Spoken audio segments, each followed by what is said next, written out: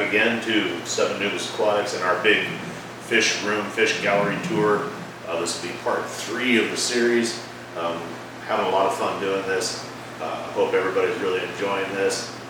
We might do one more after this, so we'll see. It might be a 4-part series. Anyway, let's get to it.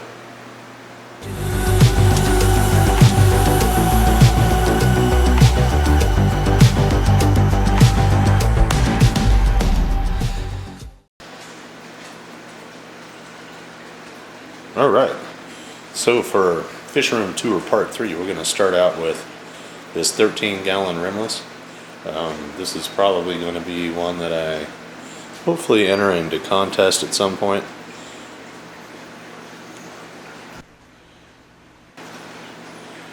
It is the home to the Celestial Pearl Danios. Spent a fair amount of time with this tank trying to get it straightened out. Getting the algae under control.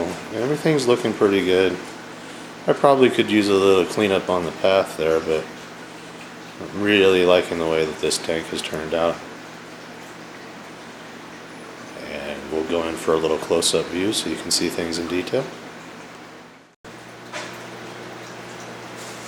I have a pretty decent variety of plants in here. Everything from Nubius, Bucephalandra, all kinds of different stuff. A variety of stem plants. The wood actually came from a source locally to my farm, where I've got a lot of nice looking, really old wood out there in my tree line, and we found this gem out there it's perfect for a tunnel.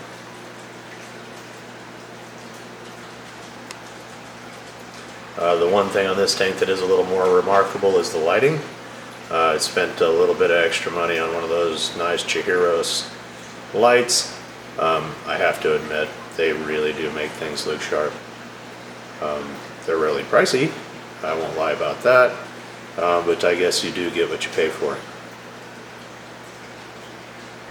Anyhow, fish in here are super happy, everybody's really happy.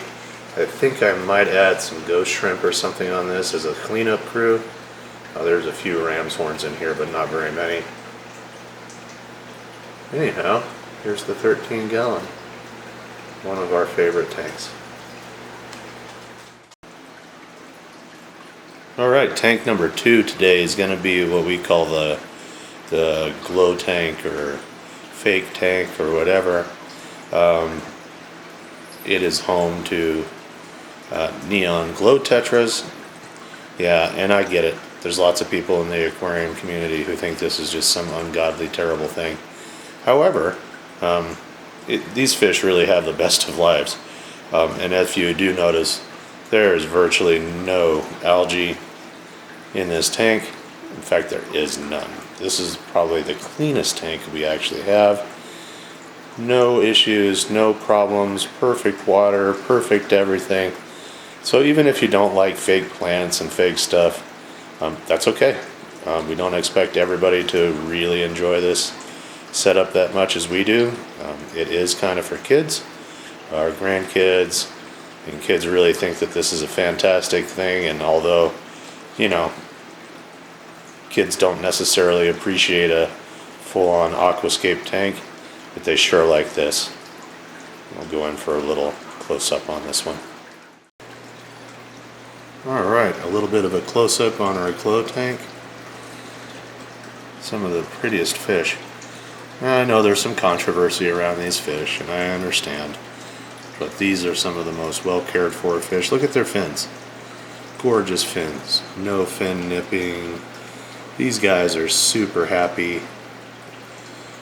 I really like to make sure that our tanks have happy fish in addition to just having them in there to have them in there, you know. This is actually a really nice looking setup, and the kids just love it. There's also a red-tailed shark in here. You can see him now. Super tame. I've heard people say that they have problems with these fish getting with others. I've never experienced that ever in all these years. Usually they're very calm with very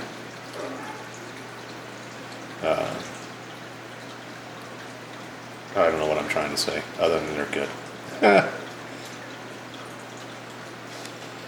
Alright, one more little pan right here. Everybody kind of see.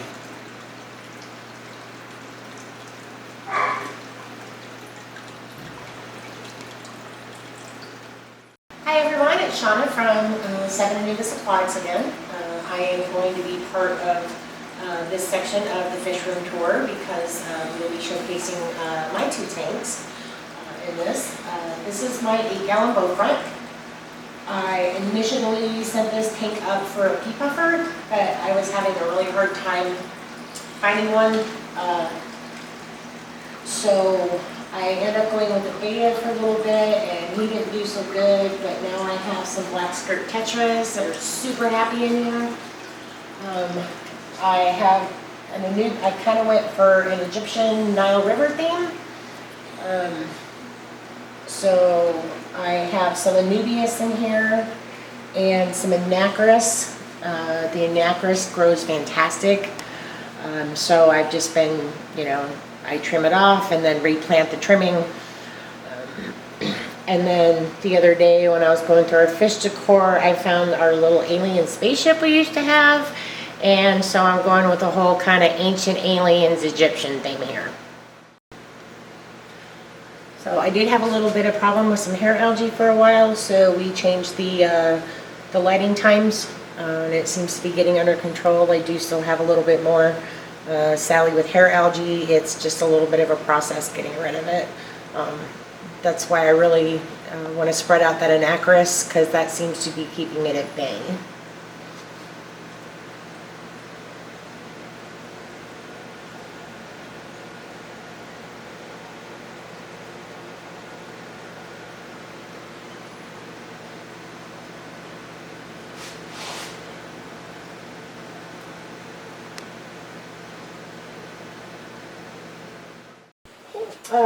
This is my Tanganyika lake build. This was the second build that I did completely on my own. I try to keep plants at a minimum because I really want to kind of mimic the Lake Tanganyika environment, and there are very few plants in Lake Tanganyika. I went with the Valspiralis for my plants. I'm going to be adding some more in. They seem to be spreading pretty good, but not fast enough. My fish in here are Julies, Black Tropheus, and then some shell dwellers.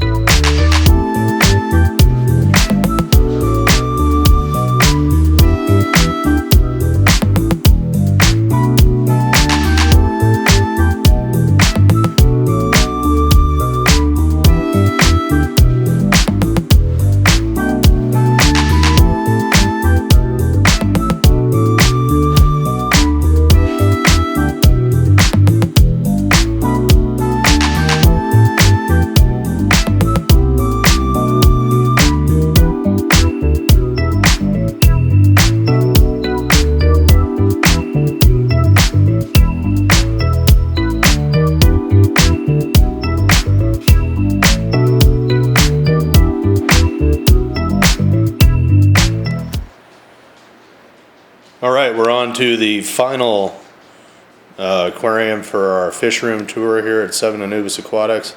We've been having a lot of fun making this videos for the fish room tour. And we're going to focus on this last one here, which is the Colorado River tank.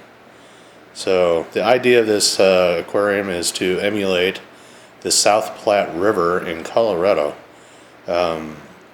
All of the hardscape you see in this tank and the fish all come from the South Platte River area directly. So the stones, the wood, the fish, the plants obviously are not. There's some Anubias in here. Minimal plant though, because there really aren't a lot of plants in the South Platte River. I do have some immersed plants. We have a pothos up here. We also have a peace lily and a philodendron. We'll see on the close-up video here. Immersed plants really help with keeping your water quality great. They remove a lot of minerals and contaminants from your water, and then they also provide oxygen. That just having immersed plants is actually really neat, and the root system actually provides for a really nice scape. All right, here's a close-up view. The fish that we have in here are American bluegill. So these bluegill are a native fish to the area.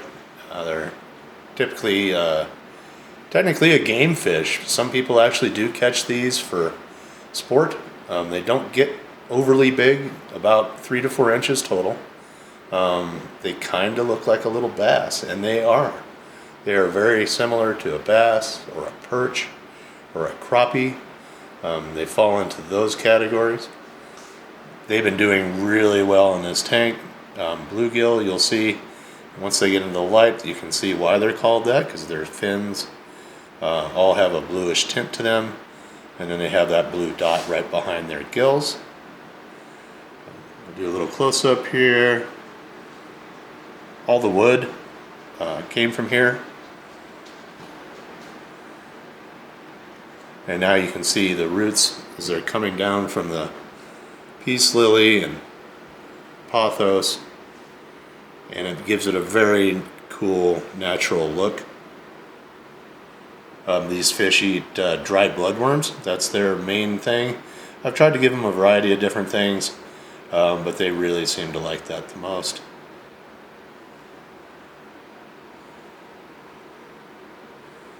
Gorgeous fish. Oh, and speaking of the fish, my wife would like everybody to know that she's the one that actually caught these. We used a net to catch these guys out of a pond stream area down by Sterling, Colorado. And she was the successful netter who caught us all of our wonderful bluegill. Anyhow, this is going to wrap up the fish room tour for this season, at least, for 7Anubis Aquatics. We're going to post some follow-up videos. Anybody that does any kind of aquascaping knows that these things take a little while. Oh, there goes my clock. I guess that's the cue that we're over. But anyway, hope everybody really enjoyed the fish room tour. It's been a lot of fun, like I said, to do. We'll do some more, and we'll do some follow-ups. Thank you for watching the 3-part series. Make sure you like, subscribe, leave some comments. Happy to answer your questions or comments, and enjoy seeing everybody's take on what we've done. Thanks, everyone.